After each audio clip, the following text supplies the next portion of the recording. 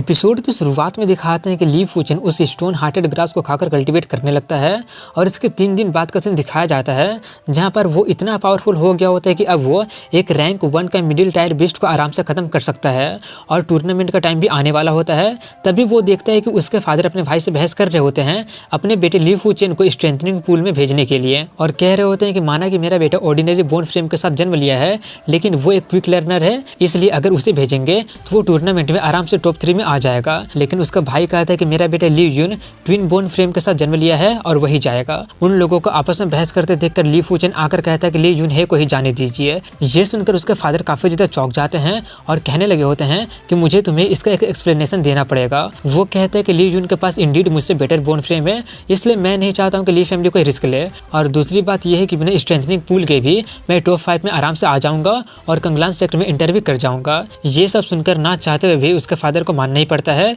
इसके बाद ली फूचेन को दिखाते हैं जो कि एक दूसरी जगह पर जाकर प्रैक्टिस कर रहा होता है और एक बहुत ही बड़ा पत्थर को मारकर तोड़ते हुए कहता है कि ऐसा कहा जाता है कि स्ट्रेंथनिंग पूल फिजिकल पावर को बढ़ा देता है, लेकिन मैं भी कोई वीकलिंग नहीं हूँ। इसके बाद रात का सीन दिखाया जाता है जहाँ पर वो अपने घर में कल्टीवेट कर रहा होता है और अपना रेड जेट टेक्निक को ब्रेक थ्रू करके लेयर 6 में पहुंच जाता है और इसके अगले दिन वो येलो ग्रेड का हाई टायर सोड आर्ट सीखने के लिए कहता है।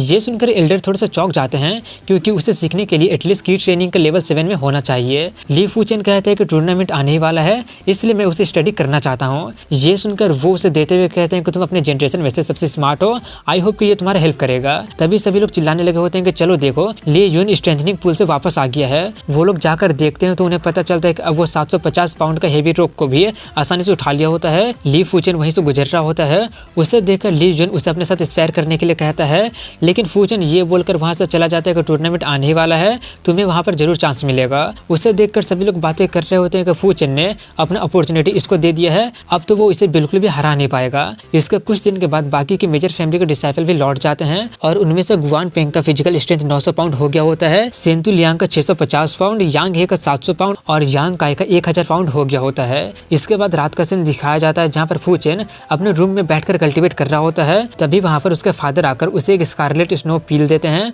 जो कि लगभग 1000 गोल्ड कॉइन का वर्थ होता है। उतना महंगा चीज देखकर वो थोड़ा सा चौंक जाता है और कहने लगा होता है कि ये तो कुछ ज्यादा ही हो जाएगा। उसके फादर कहते हैं कि तुमने पूल में जाने का अपना मौका उसे दे दिया था ना, इसलिए इसे बस अपना कंपनसेट समझ लेना। अगर मुझे मेरा पूरा फॉर्चून का भी यूज करना पड़ेगा ना तो भी मैं तुम्हारे सक्सेस के लिए जरूर करूंगा।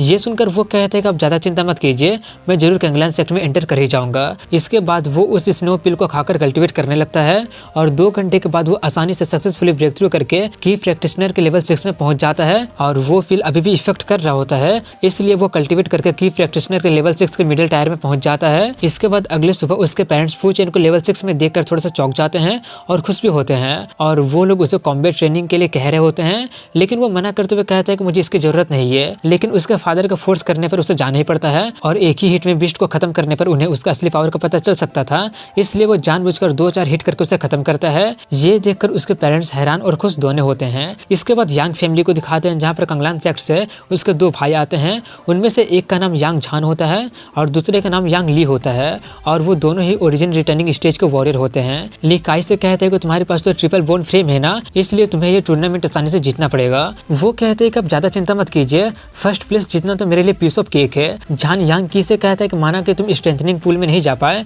लेकिन तुम टॉप 5 में आने को उम्मीद तो कर ही सकते हो ना। ये सुनकर वो थोड़ा सा हिचकिचाते हुए कहता है कि टॉप 10 में जाने के लिए तो मैं पूरा कॉन्फिडेंट हूँ, लेकिन टॉप 5 की बात करें तो मैं। ली उसके बात को वहीं पर काटते हुए कहता है कि स्ट्रेंथ ही सब कुछ डिसाइड नहीं करता है, हम लोग यहाँ पर तुम दोनों को गाइड करने ही आए हैं। इसके बाद ग्वान फैमिली को दिखाते हैं जहाँ पर उसके फैमिली के भी कंगलान सेक्टर के डिसाइपल आते हैं, जिसमें से एक ग्वान होंग होता है जो कि ओरिजिन रिटर्निंग स्टेज के लेवल 1 में होता है और ग्वान जून ओरिजिन रिटर्निंग स्टेज के लेवल 2 में होता है। वो पूछते हैं कि इस साल का टूर्नामेंट में सबसे पावरफुल कौन है। पेंग बताता है कि यांग फैमिली का यांग काई 1000 पाउंड की स्ट्रेंथ के साथ है और वो भी की ट्रेनिंग के लेवल 7 में है। ग्वान होंग कहता है कि तुम लोग ज्यादा चिंता मत करो, हम लोग यहाँ पर तुम लोगों को हेल्प करने ही आए हैं। ग्वान जू कहते हैं कि अगर तुम लोग कॉम्बैट ट्रेनिंग टेक्निक सीख लेते हो तो फर्स्ट प्लेस जीतना तुम लोगों के लिए ज्यादा हार्ड नहीं होगा। तभी एक बंदा बता देता है कि ग्वान पेंग कुछ दिन पहले ही ली फैमिली के ली फूचेन से बहुत ही बुरी तरह से हार गया था।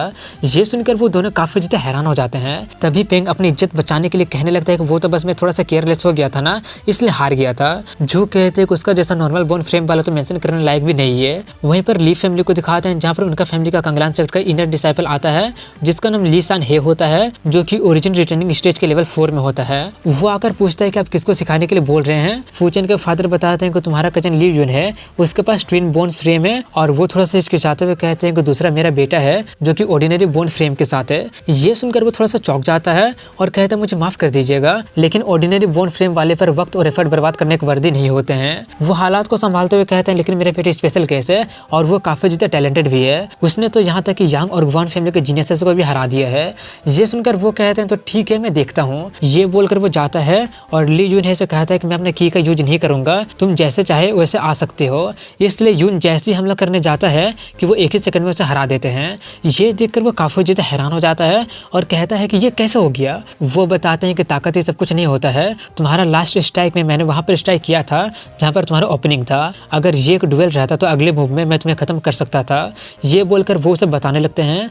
वहीं पर ये सब देखकर फूचेन अपने मन में कह रहा होता है कि मैंने तो ये सब क्लाउड मिस्ट हिल में पहले सीख लिया है। इसके अगले दिन का सीन दिखाया जाता है जहाँ पर ली फूचेन नहीं गया होता है। ये देखकर सान कहते हैं कि वो नहीं आया है तो इसमें उसी की गलती है।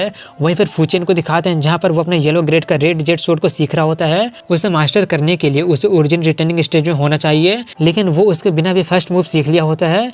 टूर्नामेंट को आने में अब सिर्फ 3 दिन ही बच रहा होता है। और वहीं पर यांग फैमिली को दिखाते हैं जहाँ पर यांग फैमिली वाले प्रैक्टिस कर रहे होते हैं, ग्वान फैमिली में वो लोग भी प्रैक्टिस कर रहे होते हैं। इसके बाद क्लाउड मिस्ट सिटी के नॉर्दर्न एरिया को दिखाते हैं जहाँ पर वो लोग बोल रहे होते हैं कि ये तो बहुत ही बड़ा अनफेयर है, वो 4 मेजर फैमिली के पास तो स्ट्रेंथनिंग वाला पूल है और हमारे पास तो कुछ ऐसा है ही नहीं। ये सुनकर नॉर्दर्न एरिया का जीनियस हे पेंग थोड़ा सा गुस्सा हो जाता है और कहता है कि अनफेयर बोलकर कुछ नहीं होता है, कंप्लेन करने से ज्यादा अच्छा है कि तुम और ज्यादा मेहनत करो। तभी वहाँ पर वेस्ट एरिया का जीनियस सी फे आकर हे पेंग से कहता है कि फाइनली तुमसे मिल ही गया। वहीं पर फूचेन को दिखाते हैं जो कि प्रैक्टिस कर रहा होता है। उसे देखकर उसका फैमिली का एक बंदा सोचता है कि यंग मास्टर काफी ज्यादा मेहनत कर रहा है और वो उसे टेस्ट करने के बारे में सोचकर उस पर हमला करने जाता है, लेकिन फूचेन उसे काफी आसानी से हरा देता है। ये देखकर वो काफी ज्यादा डर जाता है और कहने लगा होता है कि रेड जेट शॉट 8 में आपने इतना जल्दी मास्टर कैसे कर लिया। वो कहता है कि फर्स्ट मूव में बस थोड़ा सा प्रोग्रेशन हुआ है, ये तो बस एक सीक्रेट है। इसके बाद सिटी लोड के मेंशन को दिखाते हैं जहाँ पर कंगलान सेक्टर का आउटर एल्डर जाते हैं और सिटी लोड कहते हैं कि ग्वानशू के पास 4 स्टार सुप्रीम बॉन्ड फ्रेम है। सुप्रीम बॉन्ड फ्रेम भी कई तरह के होते हैं जैसे कि sun frame, thunder frame, fire frame, ice frame, frost frame और भी बहुत कुछ। वहीं पर फूचेन को दिखाते हैं जो कि जमीन पर लेटकर खुद से कह रहा होता है कि एक भी स्टार मुझसे बिलोंग नहीं करता है क्योंकि मेरा ऑर्डिनरी स्टार बोन फ्रेम है, लेकिन मैं कुछ और भी एक्स्ट्रा ऑर्डिनरी बनकर दिखाऊंगा। इसके बाद फाइनली टूर्नामेंट का दिन आ जाता है और रूल होता है कि जान से मारना अलाउ नहीं है और उनका ओपोनेंट लॉटरी से तय किया जाएगा। इसके बाद उनका कंपटीशन शुरू हो जाता है और पहले ली फैमिली का जाता है। इसके बाद ली फैमिली का डिसेबल वर्सेस सीफे जाता है। सीफे को देखकर ली फैमिली वाला काफी ज्यादा अकड़ दिखा रहा होता है, लेकिन सीफे उसे काफी आसानी से हरा देता है। ये देखकर वो काफी ज्यादा हैरान हो जाता है और सीफे कहता है क्या मजाक है, चलो निकलो यहाँ से। ये देखकर ली यून काफी ज्यादा गुस्सा हो जाता है और कहता है कि मैं किसी को भी नहीं छोड़ूंगा। ये देखकर फूचेन कहता है कि वैसे ही हमारा इंप्रेशन लोगों पर खराब है, उसे और खराब मत करो। ये सुनकर वो कहता है कि तुम अपने काम से काम रखो। ये बोल ही रहा होता है कि तभी एक और ली फैमिली का बंदा हार जाता है। इसके बाद ली यून का बारी आ जाता है और वो काफी आसानी से जीत जाता है। इसके बाद फूचेन का बारी आ जाता है जहाँ पर उसका अपोनेंट बोल रहा होता है कि ग्वानशू तुम्हारे लिए एक रिवॉर्ड भेजी है और वो है गो टू हेल, लेकिन फूचेन बिना अपना सूट का यूज किए उसे हरा देता है। ये देखकर सभी लोग काफी ज्यादा हैरान हो जाते हैं। इसके बाद बताया जाता है कि जैसे जैसे कंपटीशन आगे बढ़ता गया, ली फैमिली का सिर्फ 2 ही डिसेबल बचा था और 40 में से सिर्फ 20 पार्टिसिपेंट ही बचे थे। इसके बाद फूचेन वर्सेस ग्वान पेंग का होता है। वहीं स्टेज पर दिखाते हैं जहाँ पर ग्वान पेंग कह रहा होता है कि लगता है कि किस्मत को यही स्वीकार है। फूचेन कहता है कि अगर मैं तुम्हें एक बार हरा सकता हूँ तो दूसरी बार भी हरा सकता हूँ। ये सुनकर वो काफी ज्यादा भड़क जाता है और उस पर हमला करने के लिए जाता है, लेकिन फूचेन उसके अटैक को आराम से डॉज कर लेता है। ये देखकर वो काफी ज्यादा हैरान हो जाता है। वहीं पर फूचेन उसका फ्लो को आराम से देखकर उसके सभी अटैक को आराम से डॉज कर रहा होता है। तभी एक ग्वान फैमिली के एल्डर टेलीपैथी जैसे टेक्निक का यूज करके फूचेन से कहने लगा होता है कि मेरा नाम ग्वान टोंग है, मुझे रिस्पेक्ट दिखाते हुए क्या तुम सरेंडर कर सकते हो, इसके बदले मैं तुम्हें 5000 गोल्ड कॉइन दूंगा। अचानक ये सब सुनकर फूचेन का ध्यान थोड़ा सा भटक जाता है, लेकिन तभी वो खुद को संभालते हुए पेंग को आराम से हरा देता है और जोर से कहता है कि ग्वान फैमिली तो काफी ज्यादा बेशरम निकला। वहीं पर ये देखकर वो बुढ़ा काफी ज्यादा भड़क जाता है और पेंग के फादर कहते हैं कि इस कमीने ने मेरे बेटे का पूरा फ्यूचर बर्बाद कर दिया, मैं इसे पक्का याद रखूंगा। और यही बोलने के साथ यहीं पर इस एपिसोड की एंडिंग हो जाती है। अगर वीडियो पसंद आया होगा तो लाइक, कमेंट, शेयर के साथ चैनल को सब्सक्राइब जरूर करें। मिलता हूँ अगले वीडियो में, तब तक के लिए हैव अ गुड डे।